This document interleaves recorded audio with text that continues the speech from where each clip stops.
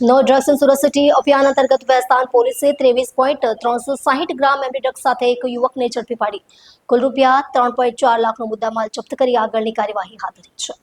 Police કમિશનરના no drugs in Surat city અભિયાન અંતર્ગત વેસ્તાન પોલીસે એક મોટી સફળતા હાંસલ કરી છે. પોલીસે ઉન આલિફનગર એક વિસ્તારમાં ગેરકાયદેસર રીતે મેફેડ્રોન ડ્રગ્સનો વ્યાપાર કરવાના આરોપમાં એકની ધરપકડ કરી છે અને ₹23,36,000 મૂલ્યના નશીલા પદાર્થો જપ્ત કર્યા છે.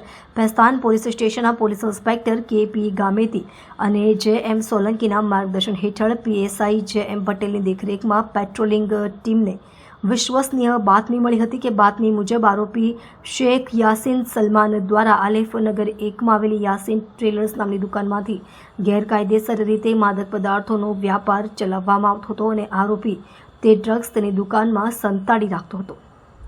આ બાતમીના આધારે પોલીસ ટીમે સંબંધિત જગ્યાએ રેડ કરી. રેડ દરમિયાન આરોપી શેખ યાસીન સલમાને તેની નજીકની દુકાન પરથી ધરપકડ કરવામાં આવી. શોધખોળ દરમિયાન પોલીસને તેની પાસેથી 23.360 ગ્રામ મેફેડ્રોન ડ્રગ્સ મળી આવ્યું, જેની બજાર મૂલ્ય લગભગ ₹2,33,600 છે. આ ઉપરાંત પોલીસે આરોપી પાસેથી 2 મોબાઈલ ફોન અને રોકડ ₹28,000 પણ જપ્ત કર્યા છે. આ રીતે કુલ ₹3,04,600 મૂલ્યનો મુદ્દામાલ જપ્ત કરવામાં આવ્યો છે.